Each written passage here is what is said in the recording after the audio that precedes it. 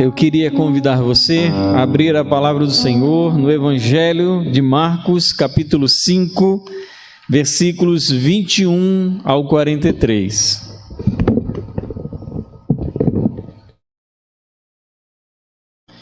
Evangelho de Marcos, capítulo 5, a partir do versículo 21.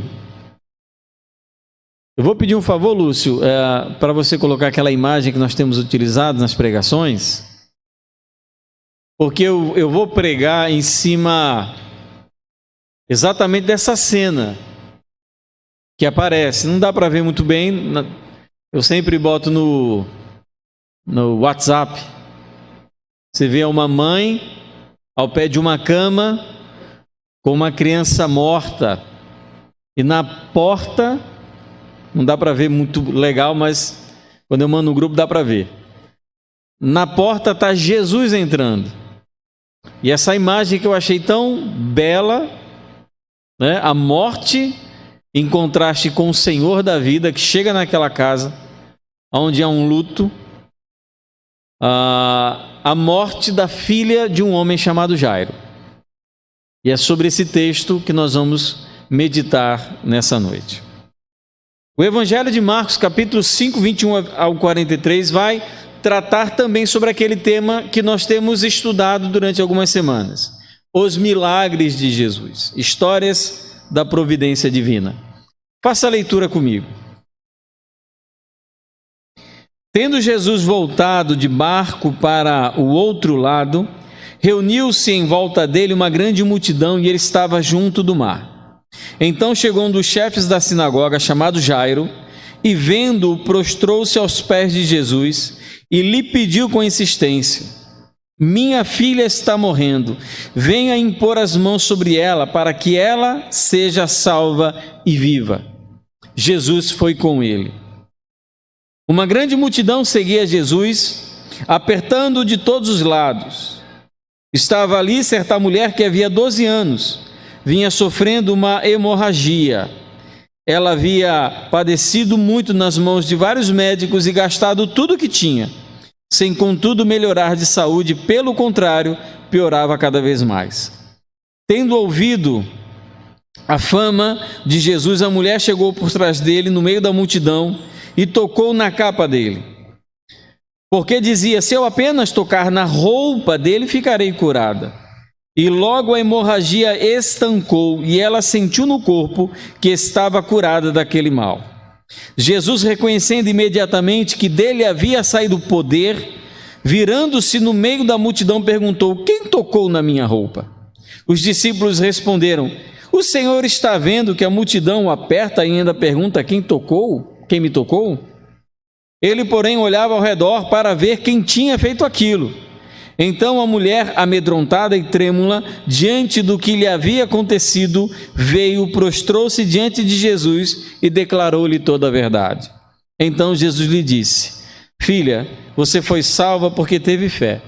Vá em paz e fique livre desse mal.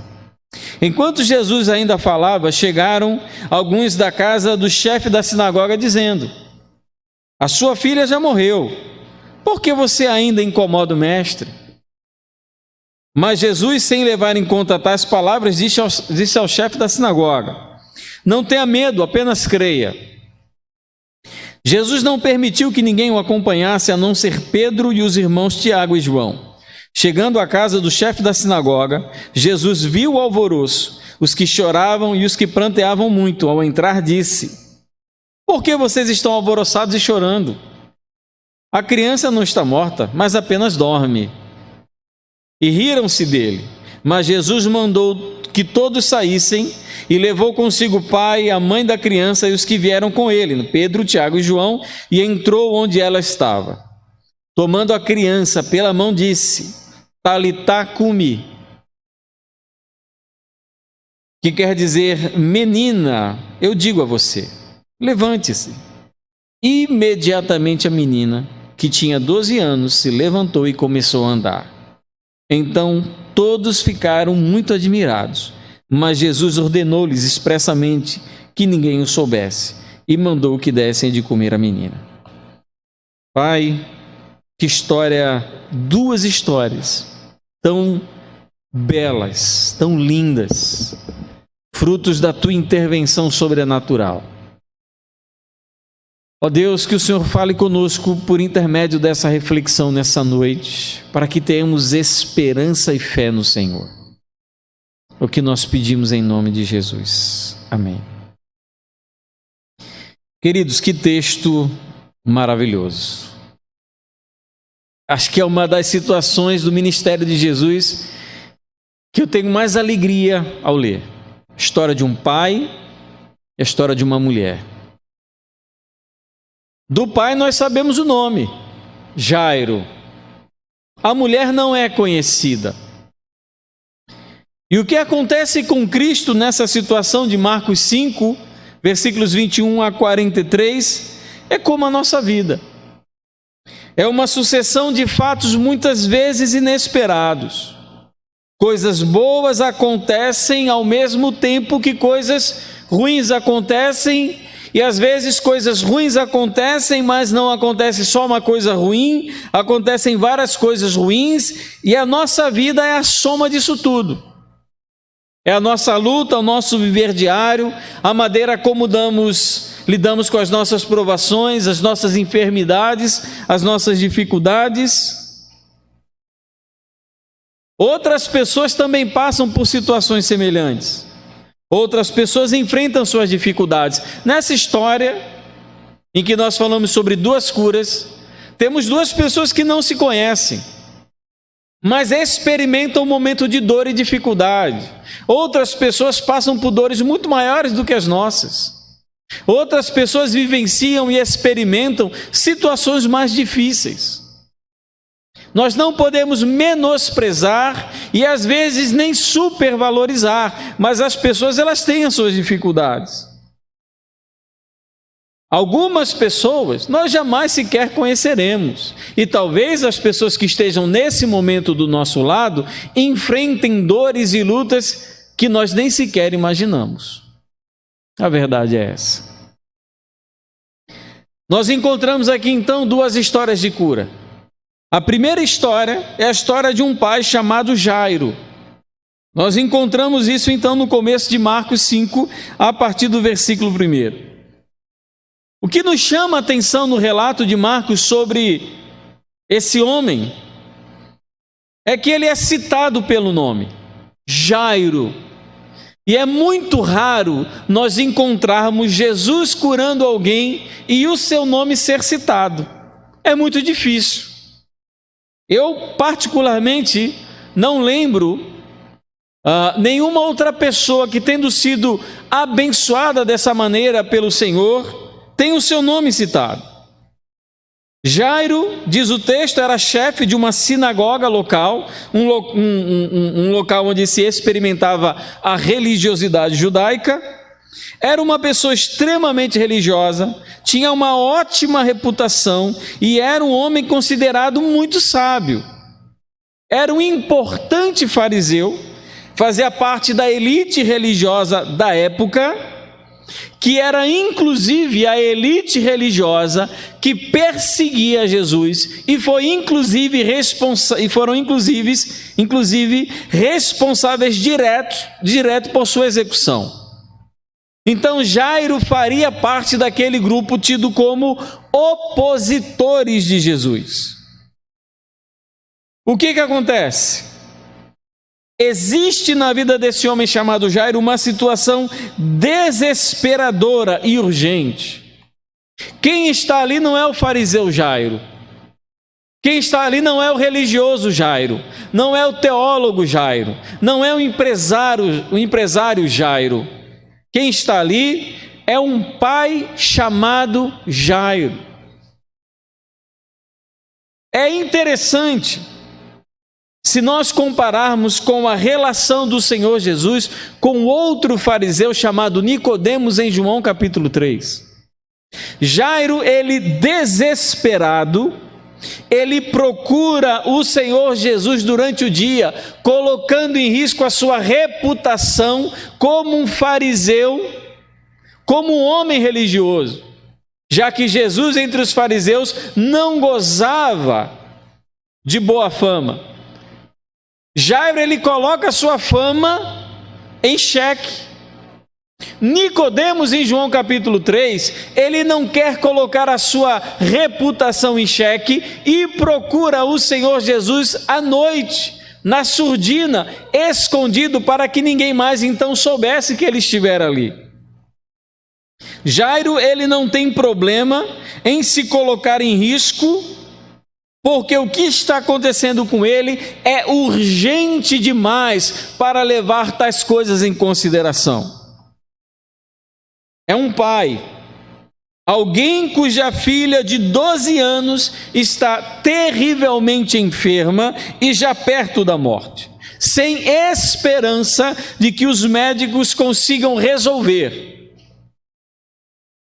Provavelmente essa criança, ela já tinha um estado de saúde debilitado, e esse estado então, ele vai se agravando com o tempo, a ponto de Jairo considerar que Jesus fosse a sua única esperança. E nessa hora, quem tem filho aqui sabe, nós esquecemos de nós mesmos, pensamos apenas naquele filho ou filha que nós amamos.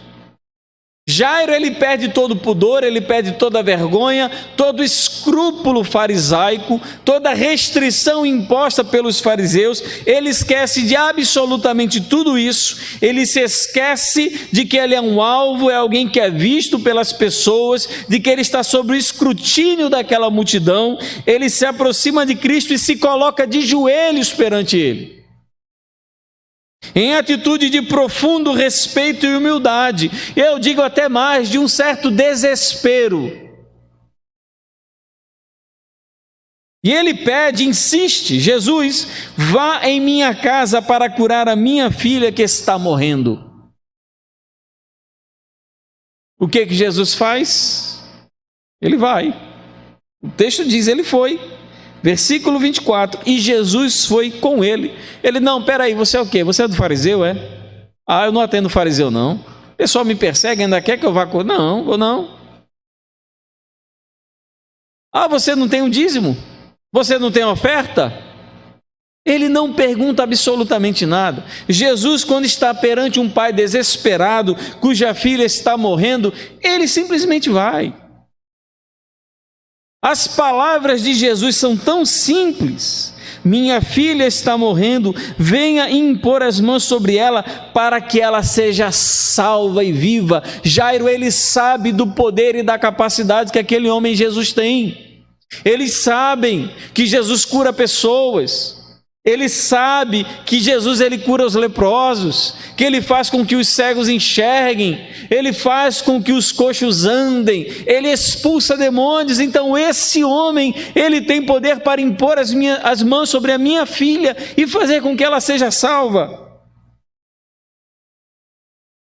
E tão simples como o pedido de Jairo é a resposta de Jesus. Ele vai. Se encaminha então para a casa daquele homem que deveria ser, na interpretação de Jesus, como um covil cheio de perigo, cheio de ameaça, porque aquele homem faz parte daquele grupo religioso que provoca uma certa resistência do povo contra o mestre. Mas Jesus, ele vai. E é justamente no caminho da casa de Jairo que surge uma outra história. E aqui essas duas histórias se cruzam. Sem sequer imaginarem, esse homem chamado Jairo e essa mulher cujo nome nós não conhecemos, as vidas deles se entrelaçam. Perceba, Jesus, ele desce do barco e é interpelado por Jairo. É um momento suficiente para que aquela mulher possa se aproximar de Jesus.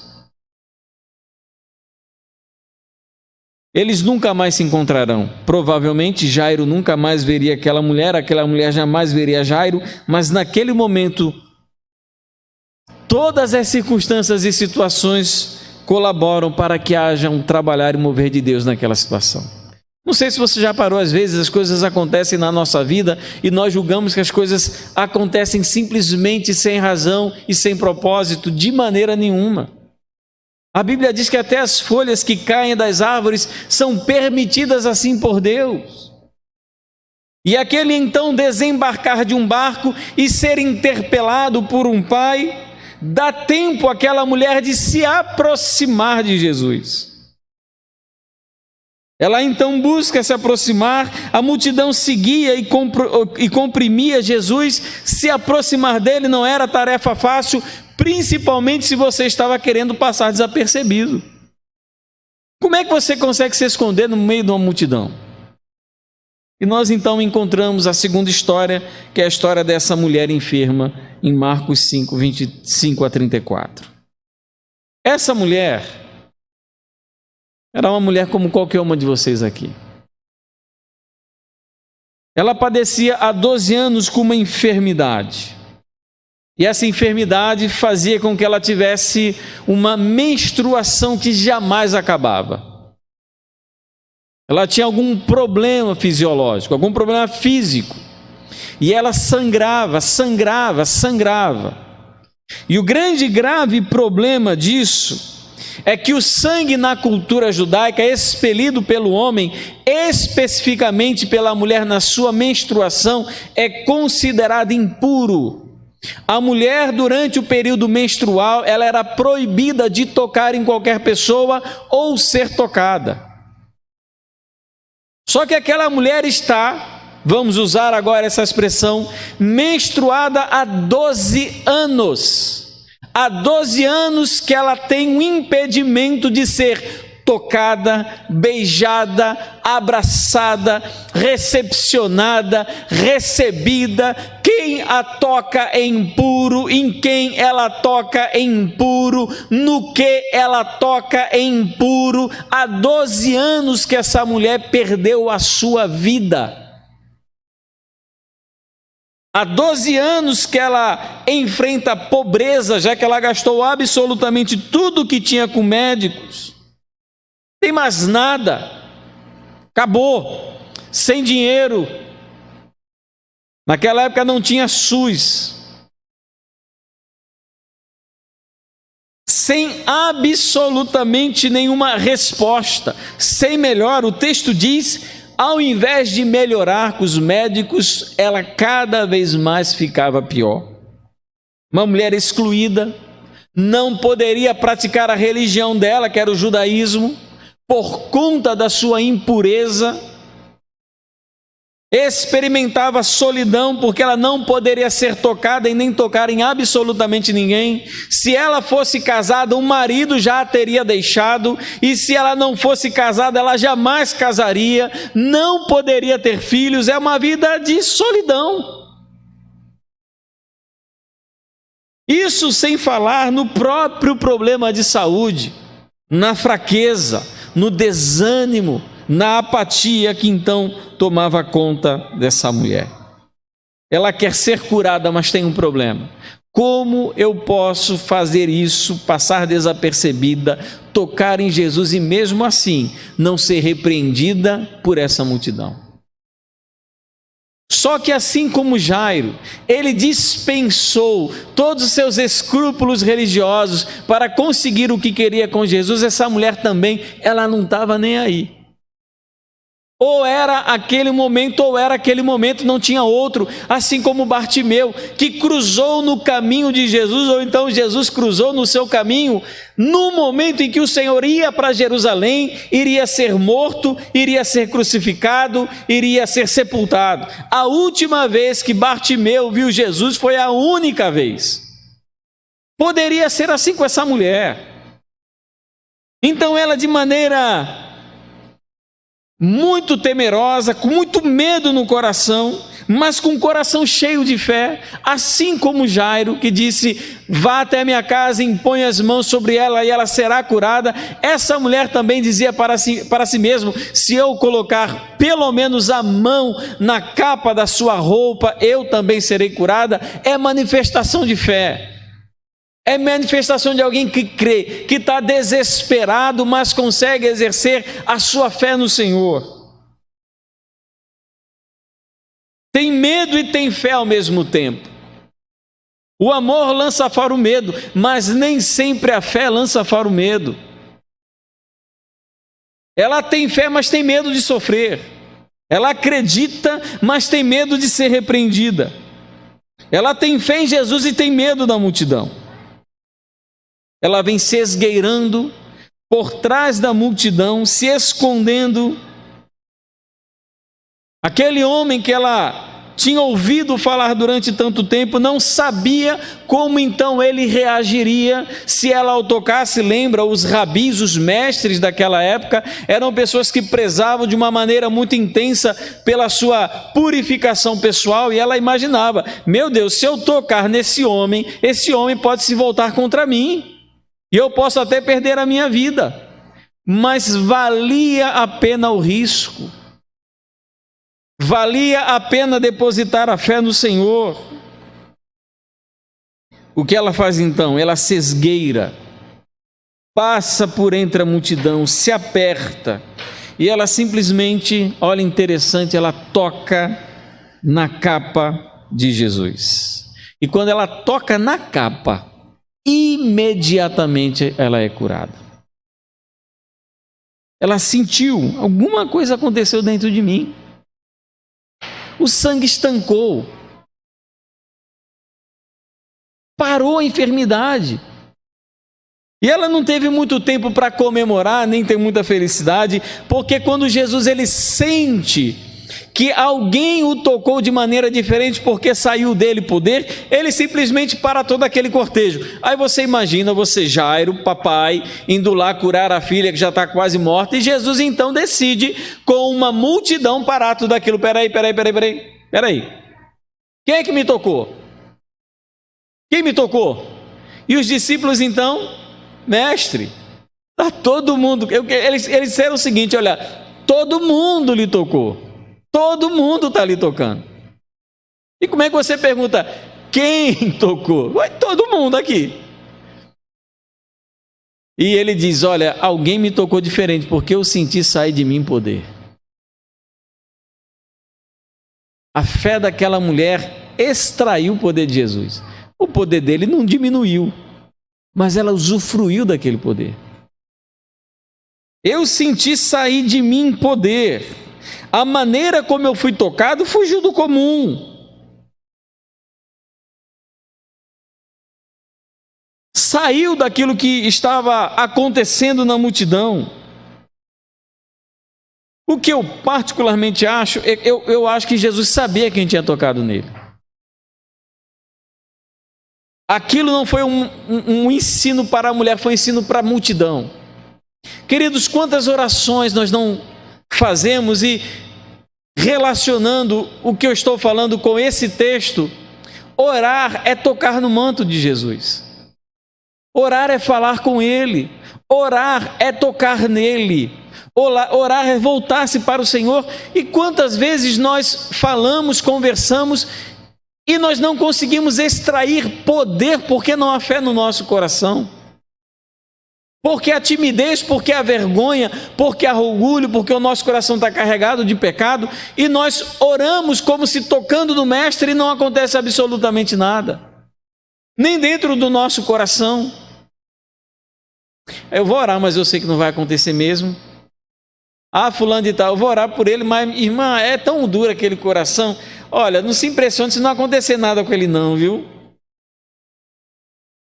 Aquela mulher ousou tocar em Jesus com fé.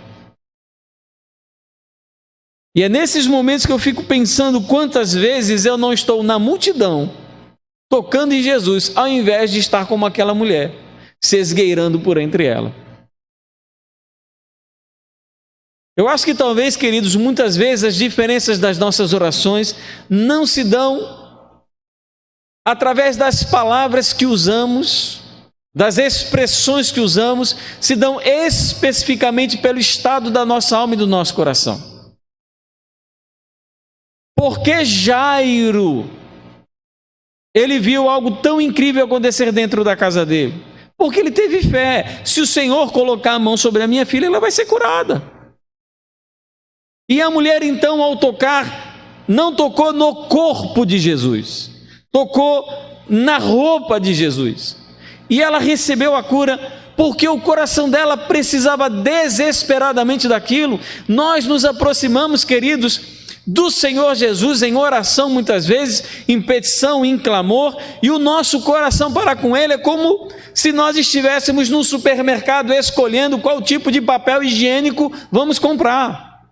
Tem esse daqui está caro, esse daqui está mais ou menos, como se fosse algo comum.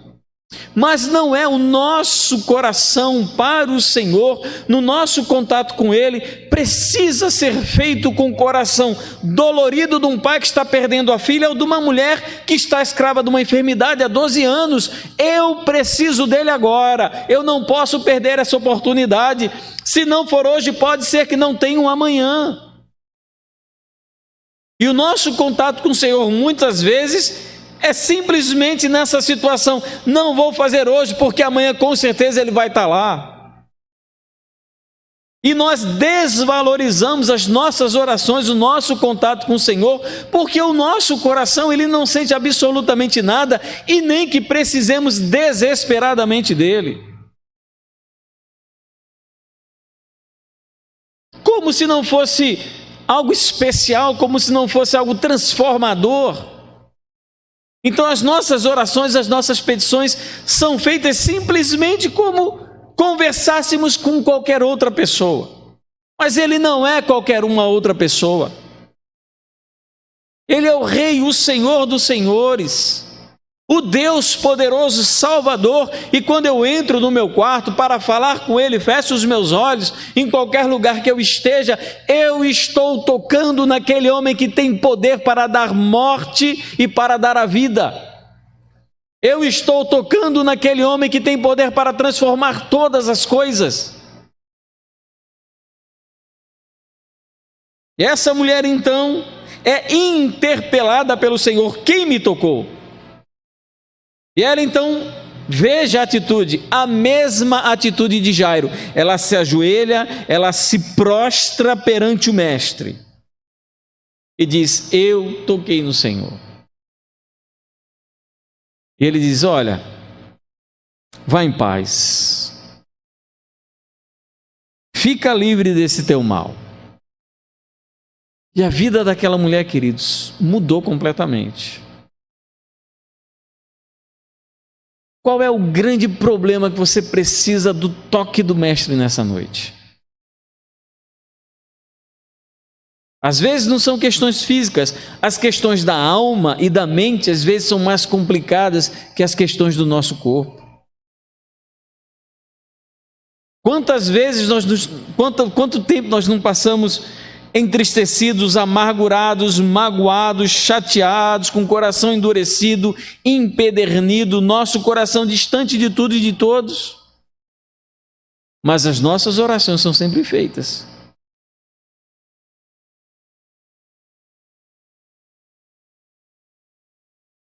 As nossas orações, elas sempre têm continuidade. Mas o nosso coração nem sempre é como o de Jairo e daquela mulher doente há 12 anos. Nos aproximamos dele de pé e não de joelhos. O que acontece então? Jesus se demora entre aquela multidão. E nós então temos o desfecho da primeira história, que é a história de Jairo. Enquanto Jesus ainda falava, chegaram lá os pessoal da família, talvez os empregados da casa do chefe da sinagoga de Jairo, dizendo: olha, tua filha morreu. Por que você está perturbando o mestre? Coitado de Jairo, não teve tempo de dar a última despedida da sua filha. E aqueles homens então que se aproximam dele para dar-lhe essa terrível notícia são frios, são duros, não têm absolutamente nenhuma sensibilidade. A única coisa que eles falam: não perturbe o mestre, porque a tua filha morreu.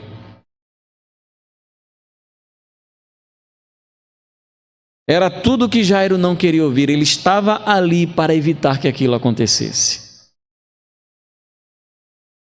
E aparentemente, de acordo com as palavras daquelas pessoas, Jairo não precisava mais levar Jesus até em casa. precisa mais incomodar não, Jairo. Vamos lá, tua filha morreu, viu? Ela partiu, foi embora. Agora vamos cuidar das coisas do velório. Jairo, ele teria todos os motivos nesse momento para se entristecer, para perder a sua fé, para desanimar, para voltar para o Senhor e dizer: Jesus, obrigado pela tua disposição, mas não precisa mais não, porque a minha filha já morreu. O que é interessante é que o próprio Senhor Jesus interrompe. Olha só o que o texto diz: a sua filha já morreu, por que você ainda incomoda o mestre? E antes que Jairo respondesse a essa pergunta, é o Senhor que fala. Mas Jesus, sem levar em conta tais palavras, disse ao chefe da sinagoga: não tenha medo, apenas creia. Jesus, ele não permitiu que aquela incredulidade tomasse conta do coração de Jairo. Não permitiu que aquela visão da sua filha morta fosse acalentada no seu coração como uma despedida. Ele disse: olha, não tema, não tenha medo, continue a crer, porque alguma coisa vai acontecer. Jesus então se dirige à casa de Jairo com seus discípulos, com Pedro, Tiago e João. Quando ele chega na casa de Jairo, está aquela situação formada, típica de velório, e velório de rico.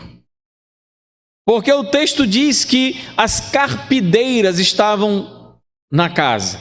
Carpideira era um serviço funerário contratado pelas pessoas que tinham muito dinheiro. Eram mulheres que choravam pelos mortos. Eram especialistas em choro. Elas ficavam chorando, pranteando, era um negócio. Era um negócio. Quando Jesus então entra na casa e vê todo aquele tormento, toda aquela dor e aquele sofrimento, ele questiona o seguinte: olha, por que vocês estão chorando? A menina não morreu não, ela só está dormindo. O que acontece? Diz então que as pessoas que estavam chorando, elas começam a rir. E esse riso, no texto original grego, é uma expressão usada para se referir à zombaria, a deboche e à ridicularização. Eles começaram a debochar de Jesus, porque elas eram profissionais da morte. Elas entendiam de defunto. Elas entendiam de pessoas mortas. Sabiam qual estado e como ficava alguém que não tinha mais vida. Elas sabiam disso. O que elas não sabiam é que elas estavam diante do Senhor da vida e da morte. Ninguém ali melhor do que o Senhor para entender exatamente daquela situação. Tem toda aquela zombaria. O que Jesus faz? Ele expulsa todo mundo da casa. Vai todo mundo embora. Jesus é lindo, é maravilhoso, né? Aquela urubuzada toda, vai todo mundo embora. Sai daqui, sai, todo mundo. E ele nem era o dono da casa, viu? Ele era o convidado. Botou todo mundo para correr. E ele então chama o pai e a mãe da menina. Vai então com esses 3 discípulos, Pedro, Tiago e João. Ele se senta na beirada daquela cama, pega a mão daquela menina fria, pega a mão daquela criança e diz: menina, levante-se. E eu lembro, às vezes pela manhã, quando eu acordo antes de Thomas, o que tem sido difícil, quando a gente olha para o nosso filho deitadinho na cama, vivo, e a gente diz: filho, vamos levantar? Tomar café? Você fala isso com todo o carinho e com toda a doçura possível. Jesus falou isso para uma menina morta. E quando ele tocou naquela menina, pegou na sua mão, e ele então deu essa ordem, essa declaração: levante-se. Eu não sei aonde a alma daquela criança estava, mas a ordem do Senhor Jesus foi até o lugar onde jazia a alma daquela criança e arrancou ela da morte e trouxe ela de volta à vida. 2 grandes milagres aconteceram com 2 pessoas completamente diferentes naquele dia. O dia amanheceu movimentado para Jesus. E eu queria então concluir essa reflexão chamando a atenção para 3 pontos importantes. Primeiro, eu gostaria que você alimentasse a sua alma e o seu coração com isso. Quão livre é o acesso ao Mestre. Tanto um homem importante como Jairo, como uma mulher desconhecida e enferma puderam se aproximar livremente de Jesus. O acesso, ele está aberto e é livre. Não existe absolutamente nenhum impedimento para qualquer pessoa se aproximar dele. Ele inclusive diz: eu sou o caminho, eu sou a verdade e eu sou a vida. E quando então nós falamos sobre essa passagem da cura da filha de Jairo e da mulher enferma há 12 anos, nós lembramos que o Senhor é plenamente acessível e nós podemos tocá-lo através das nossas orações, nós podemos conhecê-lo através da palavra, nós podemos experimentá-lo na comunhão da igreja, nós temos todo esse acesso e muito pouco utilizamos dele.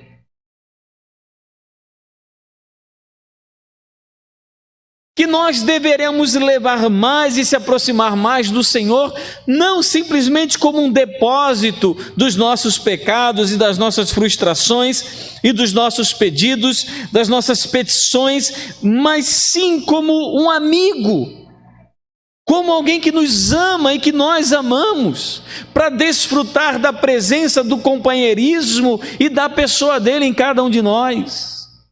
O acesso é livre. Tendo, pois, intrepidez para entrar no Santo dos Santos, aproximemo-nos com sinceridade de coração. O livro de Hebreus fala sobre isso, o caminho foi aberto. Quando o Senhor morreu, diz que o véu do templo se rasgou de alto a baixo. E o acesso foi inaugurado livre, sem intermediários, sem mediadores. Agora o acesso é livre. Esse homem que andou na Palestina, que tocou naquela criança que morria, que deu cura àquela mulher que estava com fluxo de sangue, é o mesmo Jesus que passeia em nossa casa, é o mesmo Jesus que frequenta a nossa igreja, que está aqui nessa noite, que está nesse momento, quando nós estamos completamente sozinhos, Ele está conosco. O caminho é livre, o caminho é aberto. Segundo, quão amorosa é a sua presença. Vocês têm dúvidas acerca do amor, da graça do Senhor? Quando Ele ressuscita a filha daquela pessoa que deveria ser o seu inimigo natural, fariseu, Ele não se recusa. Ele não se retrai, ele não se impede, ele não provoca situações que o impeçam de ir à casa de Jairo. Não, peraí, Jairo, eu tenho um compromisso agora, daqui a pouco eu chego lá. Aguarda aí, eu chego lá já, viu? Ele vai diretamente conduzido por aqueles que deveria ser um dos seus grandes inimigos, opositores, mas ele está lá porque ele é amoroso. Ele nos recebe, ele nos ama. Aquela mulher cansada, contaminada por uma enfermidade interminável. E Jesus então, quando olha para aquela mulher, Ele diz: filha, você foi salva porque teve fé. O que Ele talvez estivesse querendo dizer também: olha, essa multidão toda aqui que me aperta, ninguém teve fé, só você que teve.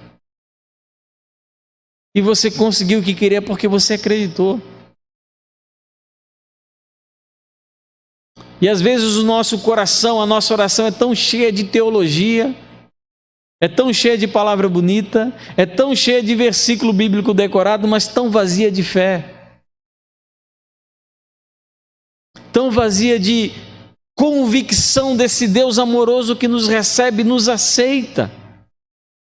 Não importa o que você cometeu, qual pecado você fez, Ele perdoa porque Ele ama. E Ele nos amou primeiro, como nós lemos na nossa campanha de missões nacionais. O amamos porque Ele nos amou primeiro. Ele é amoroso. Ah, mas eu acho que Jesus não tem condição de perdoar um pecador do tipo de pecado que eu cometo. Você está enganado. E terceiro,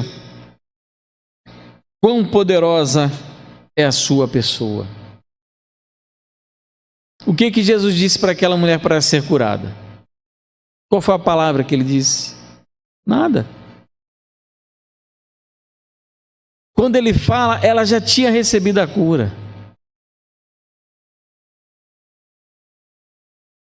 Para a filha de Jairo, suas palavras alcançaram onde quer que ela estivesse. Ele tem poder sobre todo tipo de enfermidade, sobre a própria morte. Ele é poderoso para fazer muito mais do que pedimos ou sequer entendemos. Nossa mente tenta pensar, o nosso coração tenta sentir, mas o que Deus tem para fazer por nós é muito maior. Nós podemos descansar na presença dEle. Nós devemos descansar na presença do Mestre. Ele é acessível, Ele é amoroso e Ele é poderoso. Ele tem todo o poder. Poder para fazer, poder para transformar a sua vida miserável, a sua vida cheia de amargura, a sua vida com o coração repleto de pecado, numa vida santa, renovada e transformada. Eu já vi Deus fazer coisas tão maravilhosas na vida de pessoas que eu conhecia. Na vida de irmãos em Cristo que lutavam extremamente, de maneira muito intensa, contra situações difíceis e foram libertos, conseguiram libertação.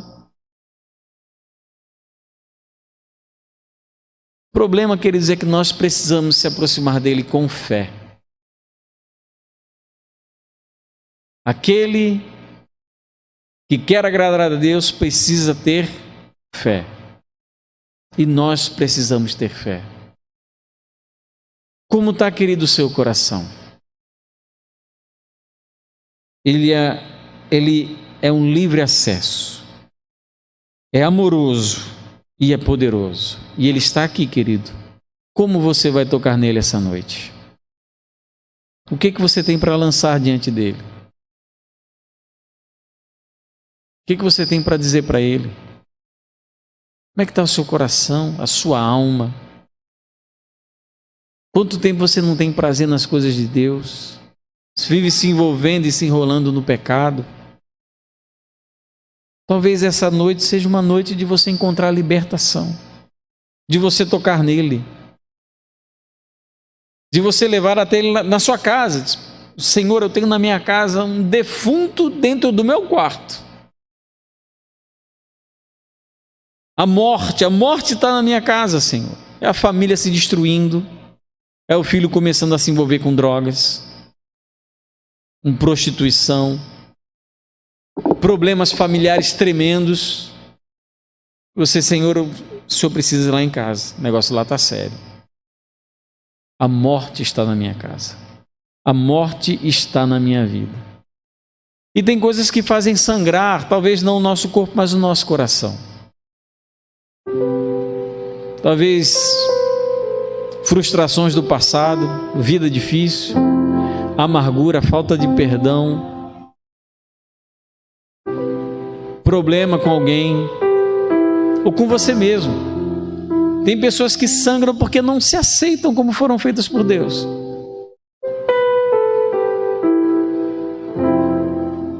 Tem pessoas que não se amam porque não amam o que vê no espelho. E talvez seja um momento da gente tocar no Senhor e dizer: Deus, para esse meu sangramento, a minha alma está sangrando. O meu coração está sangrando.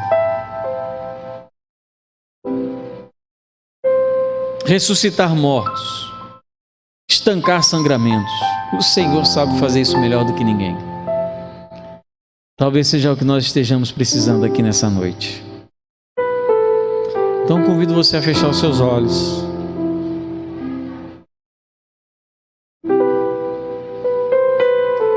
Pensa e reflete na tua vida.